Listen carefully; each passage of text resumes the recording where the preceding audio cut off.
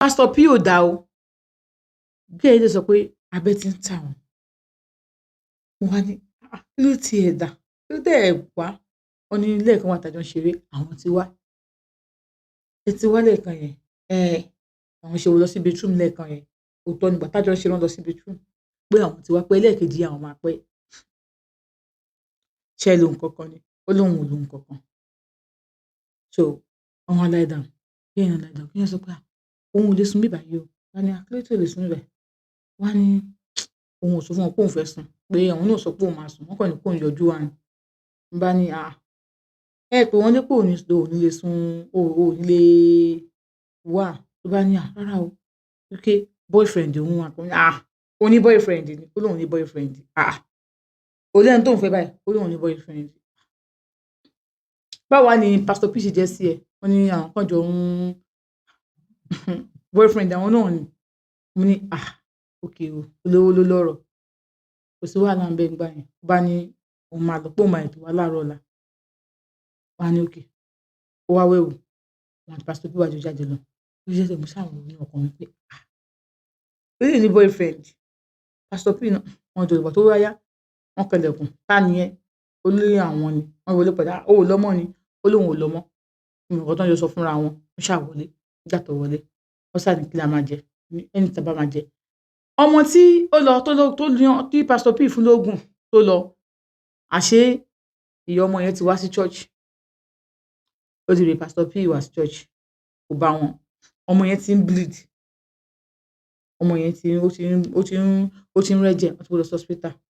Ó wá sọ pé àwọn mẹ́ta ló fún lóyún. Nìkan wá sọ fún báyìí mọ́mì ẹ̀ pé everybody ti ń bọ́. Ìyá ẹ̀ wá pé wò. Ṣé o mọ̀ pé ojú mi dáadáa? Ṣé o mọ̀ pé ọmọ mi ní ẹ́?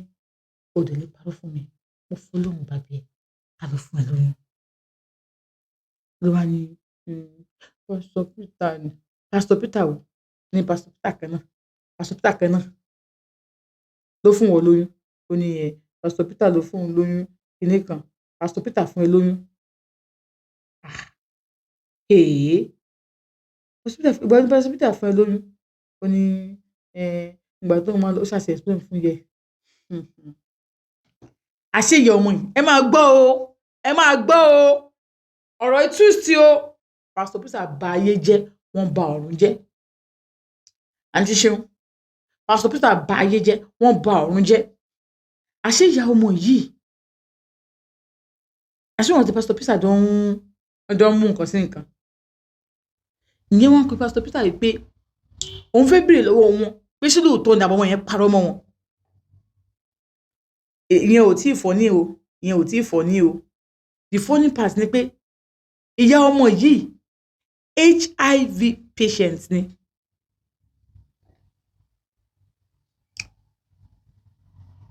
Àǹtí Ṣeun sọ́nà tí ẹ̀bọ́n yóò tí máa yé yín. Ìyá ọmọ yìí HIV patient ni. Ọ̀dọ̀ ó ń lo oògùn ẹ̀. Àmọ́ wọn àti Pastor Peter ò mọ̀ o. Pastor Peter rí bí òbò ìfà tó dé máa ń fún Pastor Peter ní nǹkan. Kò tọ́kọ̀ ẹ̀ bá ti rà sílé ara wa àgbé wa. So ọkọ ẹ̀ náà gbọ́dọ̀ mọ̀ wípé wọn àti Pastor Peter jọ ń ríra wọn. Nítorí pé ọkọ mọ̀ pé ìyàwó òun HIV patient ni. So sí ìyàwó yẹn ó ní HIV. Ọkọ dẹ̀ mọ̀, ọkọ ò ní. Bó ṣe ń ṣe ra wọn, ọkọ ò ní. Ìyàwó ní. But Pastor Peter ò mọ̀. But ọkọ mọ̀ pé ìyàwó òun ní. Àwọn ọmọ náà mọ̀ pé ìyá wọn patient ni ìyá wọn. So àwọn ọmọ mọ̀, àwọn ọmọ ìṣọ́ ọmọ kéékèèké tó sì yẹ ọmọ. Ìyẹn náà ló kéré náà tó ìyẹn náà lábúrò o. Ìyẹn náà lábúrò. So lẹ́yìn àwọn ẹ̀gbọ́n náà sì dàgbà. So ó wá wò pé Pastor Peter. So lójú ọkàn ìyá pé bí Pastor Peter náà ti máa wà HIV positive àbẹ́nìtẹ̀. So òkè ẹ̀ wọ́n fẹ́ tún àwọn ọjọ́ ń bára wọn lájọṣepọ̀. Ó dẹ̀ fa Pastor Peter ní nǹkan. Ẹni tí ó ń fa Pastor Peter lówó. Ó ń ṣe gbogbo ẹ̀. Àṣé owó tá a fi wá sóòtẹ́ yẹn gan. Àṣé owó yẹn náà ló kó fún Pastor Peter nígbà tó sọ pé àwọn nídìí báyìí ló kó fún wọn. Kì í wá ṣe pé ilé wọn náà lówó lọ́wọ́ o. Gbogbo wọn náà lówó lọ́wọ́ o. Bóyá torí pé ọkọ ò kí ń bá alájọṣepọ̀ ni o. Bóyá torí nǹkan kan ni o. Tó ṣe wá wò wípé so ọkọ ẹ̀ tó wà níyẹn kì í bá alájọṣepọ̀. Pastor Peter àwọn ló máa ń ṣàyè ibẹ̀. So ìyá yẹn tún wá pe pastor so àwa tó wà níbi táwa ti ń enjoy fóònù yín máa ń tanná lójú wọ́n ní kí n fi lẹ̀ ẹ gbé now wọ́n ní ẹ gbé bẹ́ẹ̀ gbé nìyẹn ìyẹn bá ní pé pastor Peter mo fẹ́ rí yín o wọ́n á ní àwọn ò dẹ̀ sí ní báyìí nísìnyí pé ibi táwọn lọ làwọn wà egbó ẹ̀yin lẹ fún Rebecca àbí kí lórúkọ ẹ̀ ẹ̀yin lẹ fún lóyún wọ́n bá ní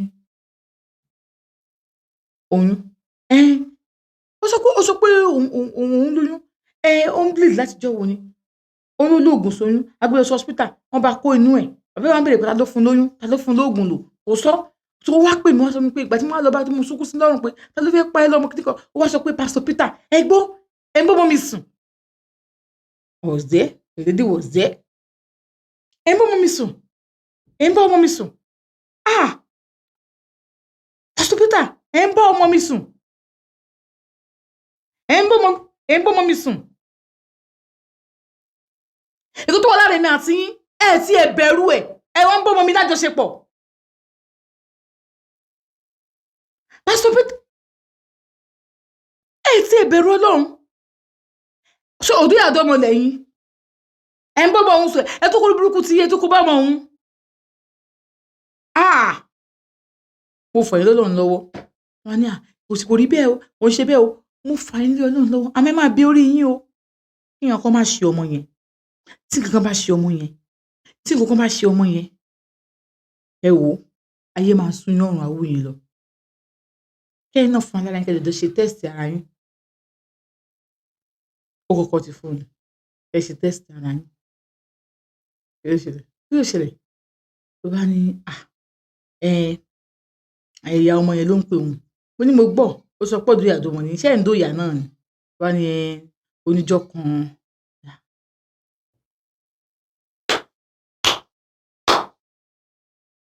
kò yé níjọ́ kan lọ́dọ̀ tí yín kó lè ṣẹlẹ̀ níjọ́ kan màmá sọ fún yín létà ṣe wọn pàṣẹ pọ̀ mẹ́rin ní awo lòun náà nà awo ni awo àtàwo ni ẹ̀yin awo èmi awo òun náà awo kò sọ́gbẹ̀rì ń bí ebó náà ní boyfriend bẹ́ẹ̀ pọ̀kọ́ ló tiẹ̀ ní sílé àkúkú mọ̀ kó tó sọ pé òun fẹ́ máa kọ́kẹ́ tó máa bá lájọṣepọ̀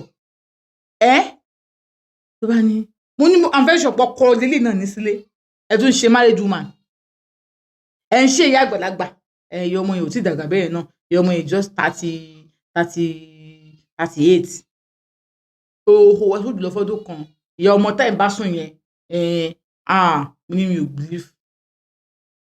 believe ìyá 38 àwọn ẹ̀gbọ́n tó wá ti dàgbà tẹ́lẹ̀ pé tó lọ lé ọkọ ńkọ́ tí ìyá bá 38 wọ́n ní ó tètè bímọ ni ṣé 10 years ló ti wá bímọ ṣé 10 years ló ti bímọ.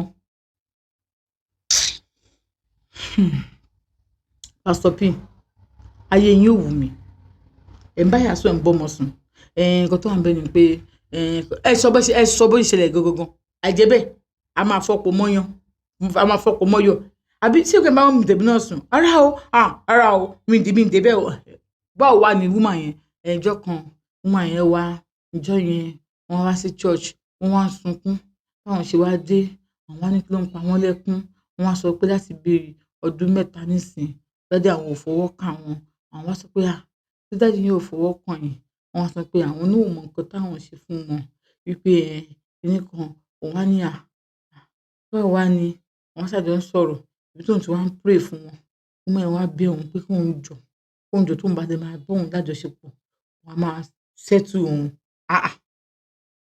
pé kódà owó tá a fi wá gba òtẹ́ yìí ọmọ ẹ̀ ló fún un mo nígbà tó sọ òun ló wá tì í sórí bẹ́ẹ̀dì wọ́n ní rárá o wọ́n ní kódà àwọn ò sọ pé àwọn fẹ́ bá lájọṣepọ̀ àwọn kò sọ wípé káwọn máa bá ṣeré pa so that a lè máa dà tó bá yẹ ti dà àwọn táyé kinní kan ìgbà kan ẹ bá ṣeré pa ó tún gbọ́dọ̀ tí bá wọ́n máa yẹn sùn kò tí ì pẹ́ àwọn dé ṣọ́ọ̀ṣì náà ní ìsinyìí kò tí ì pọ̀dún méjì gbogbo ṣọ́ọ̀ṣì ti fẹ́ lọ ti mọ yín lọ́wọ́ tó ń bọ̀dá Peter because I can't even call you Pastor P ẹ wò gbọ́dọ̀ rọ̀là àwọn gbọ́dọ̀ kúrò níbẹ̀ wọn gbọ́dọ̀ máa rí yín pẹ̀lú èèyàn